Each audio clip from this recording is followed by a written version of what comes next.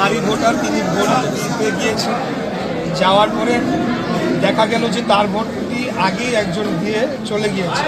তো এই ক্ষেত্রে নির্বাচন কমিশনের একটা আইন এবং বিধি রয়েছে যে তারা সেখানে একটা টেন্ডার ভোট করে সেটাকে পরবর্তীতে কমিশনে পাঠানো হয় কমপ্লেন্ট আকারে, এবং সেই ভোটটি যাচাই বাছাই হয়। এরকম যদি এক বা একাধিক বা যতগুলাই ভোট হবে সেগুলো টেন্ডার ভোটে চলে যাবে। সেগুলো টেন্ডার ভোটে কমিশন সেখানে পুনর্বিবেচনা করে, যিনি, কারণ তাদের কাছে সমস্ত তথ্য উপাধি রয়েছে, তখন যে আসল যে ব্যক্তি তার ভোটটি কাউন্ট করা হবে। তো এটা একটা ঘটনাই আমরা পেয়েছি। এটা মনে হয় কোনো মিস্টেক কারণে হতে পারে, অনেক সময় ডুপ্লিকেশন হয়ে যায় ভুলে। তো এটা যে ঢালাওভাবে হচ্ছে তা নয়, একটাই পেয়েছি আমরা। আচ্ছা, জয়ের ব্যাপারে আপনারা কতটা আশাবাদী?